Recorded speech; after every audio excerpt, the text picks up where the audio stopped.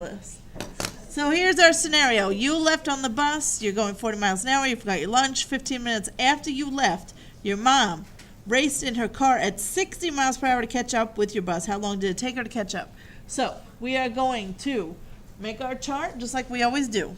I'll squeeze it in down here.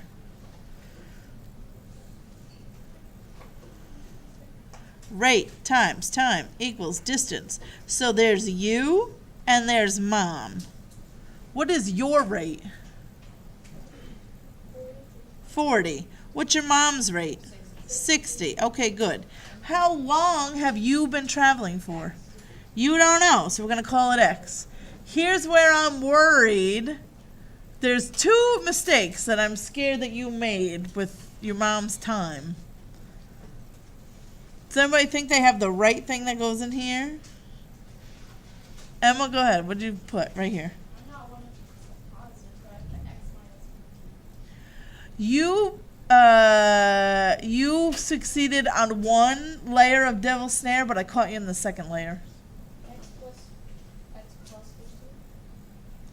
No, it's definitely a minus, but there's another problem. Taylor? 15 minutes less. Nope. She's right that it's X minus, but it's not 15. Did I catch all? Oh, Bridget. You have to convert 15 minutes to hours. Yes. So if you're 25. Yes. Everything is in hours. We're talking miles per hour, and that's minutes. You can't, if you put a 15 in there, that's like 15 hours. She did not leave 15 hours after you left. 15 minutes. I will not do this to you tomorrow on the quiz, but I might do this on a test. And we'll practice more. You have to have, all your units have to match. So, 15 minutes. How long is 15 minutes in hours? Let's start with a different question. How long is 30 minutes in hours? A half, 0.5, right? So then 15 minutes would be 0.25. It's a quarter of an hour, isn't it? 0.25. So this should be X minus 0.25. Ooh, slick trick, slick trick. So if you had X minus 15, you were in the right realm. You should be doing, she left 15 minutes after you, so she should be X minus, but it's not a 15, it's a 0.25. Does that make sense to everybody?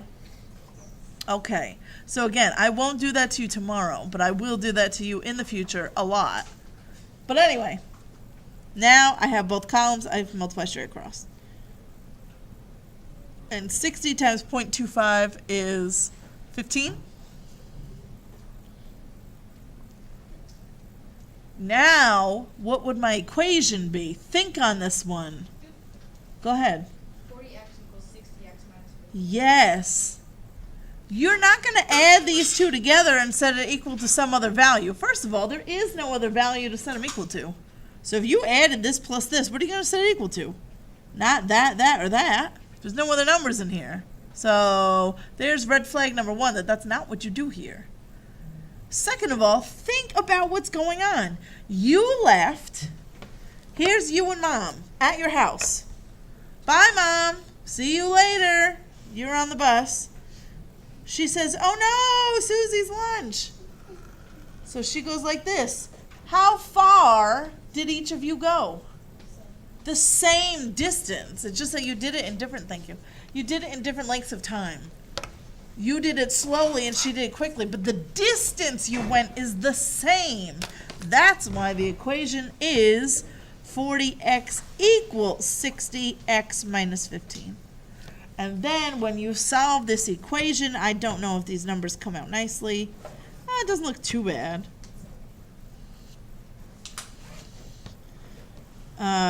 So what's that? 3/4? Yeah.